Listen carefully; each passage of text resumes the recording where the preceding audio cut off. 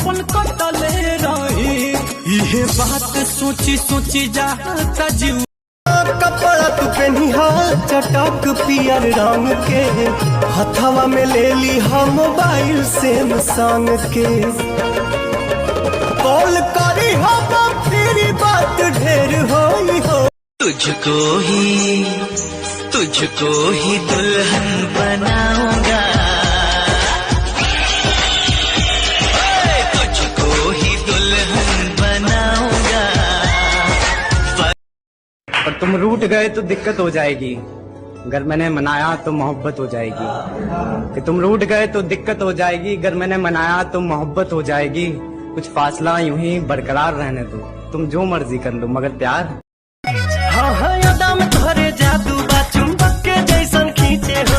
India double खाबता दोनों भवन के बीचे हो। हम जहाँ जहाँ जाई लौके तोहरे परछाई, मन करेला करे जा। जदी में हरारू हमर प्यारी होई जी, रौरे मंदिर में चौठारी होई जी। रब तैयार कर मिलल छुछुना।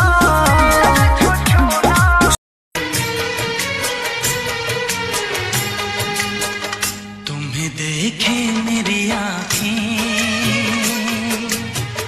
इसमें क्या मेरी खता है। जाए चंदा ले आवा खबरिया, कैसन बाड़ी मोर जान हो। हे चंदा कैसन बाड़ी मोर जान हो। के वादा तोहार दिल के इरादा जदी जान जाईती, हम तो तोहारे वो हम तो तोहारे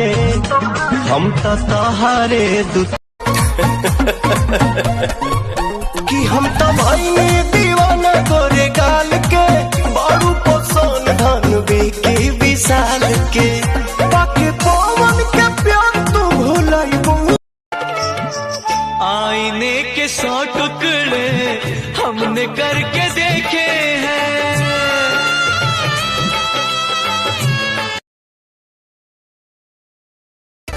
मिनी स्कर्ट सन कहवेला मनवा, पागल हो जाइब हो तोहरे कारणवा। गोर गोर टंगरी सुलाई मन मरेला। सानिया मिर्जा कटना दुनिया जान मरेला। सानिया मिर्जा कटना दुनिया जान। ना कोनो हाट ना बजरिया से होला, ना कोनो हाट ना बजरिया से होला। उमरिया के रोग है नजरिया से होला। कौने फूलवा से खुशबू मंगैलू वे धानी, किए हो धानी जिया छछनावेला छगल न दुनिया पागल कैले बा। किए हो धानी जिया छछना